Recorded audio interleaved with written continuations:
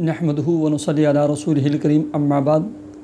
Happy life channel کے معزز سامعین و ناظرین اور امت محمدیہ کی مقدس ماؤں بہنوں اور بیٹیوں، السلام علیکم ورحمۃ اللہ وبرکاتہ۔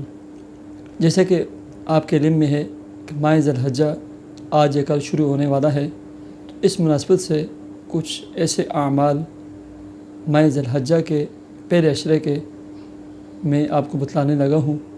اگر آپ ان پر عمل کر لیں، اللہ تبارک و تعالی آپ کو اجر و ثواب بھی عطا فرمائیں گے، آپ کی دعائیں بھی قبول ہوں گی، آپ کی مشکلات بھی دور ہوں گے، اور آپ کے گناہوں کا کفارہ بھی بنیں گے۔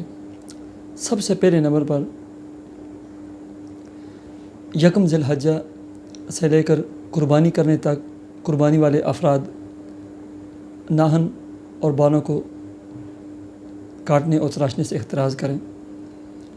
دوسرے نمبر پر تکبیر تحلیل، اللہ اکبر لا الہ الا اللہ واللہ اکبر وللہ الحمد کثرت سے پڑھیں۔ یکم ذی الحجہ سے شروع کر لیں اور 9 ذی الحجہ سے 13 ذی الحجہ کی عصر تک پڑھنا ہر نماز کے بعد مرد اور عورت پر یہ لازمی اور ضروری ہوتا ہے۔ ایسے ہی مرد حضرات باجماعت مسجد میں نماز ادا کریں اور خواتین گھر میں ٹائم اور وقت پر نماز ادا کرنے کا اہتمام کریں۔ چوتھے نمبر پر یکم ذی الحجہ سے 2 رکعت نماز صلاۃ توبہ کی نفل ادا کر کے اللہ کے سامنے گڑ گڑا کر اپنے گناہوں کی معافی مانگیں اور آئندہ کی لائف اور زندگی میں گناہ نہ کرنے کا پکا ارادہ کریں۔ ایسے ہی 5ویں نمبر پر وتر کی نماز عشاء کی نماز کے بعد اور وتر پڑھنے سے پہلے 2 رکعت 4 رکعت 6 رکعت صلاۃ تہجد پڑھنے کا معمول بنائیں اور اس کے بعد دعا کریں۔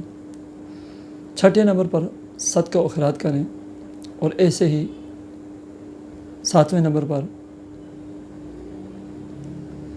ہر نماز کے بعد یا رات کو سوتے وقت تسبیح فاطمی 33 مرتبہ سبحان اللہ، 33 مرتبہ الحمدللہ اور 34 مرتبہ اللہ اکبر پڑھنے کا اہتمام کریں۔ ایسے ہی یوم عرفہ 9 ذی الحجہ کا روزہ رکھیں۔ یاد رکھیں کہ یہ روزہ رکھنا مستحب عمل ہے اور 2 سال کے گناہوں کا کفارہ ہوتا ہے، گزشتہ سال اور آئندہ سال۔ اور ایسے ہی کثرت کے ساتھ ان ایام میں 3 کام کریں: تکبیر تحلیل، کثرت سے استغفار، اور تیسرے نمبر پر کثرت سے دعا۔ اللہ تبارک و تعالیٰ سے ایسے مانگیں کہ آپ لے کر چھوڑیں۔ کثرت سے دعا، کثرت سے استغفار اور کثرت کے ساتھ جو ہے نا تکبیر تحلیل۔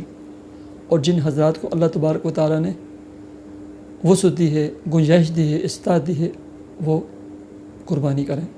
اللہ تبارک و تعالیٰ مجھے اور آپ کو عمل کی توفیق عطا فرمائے۔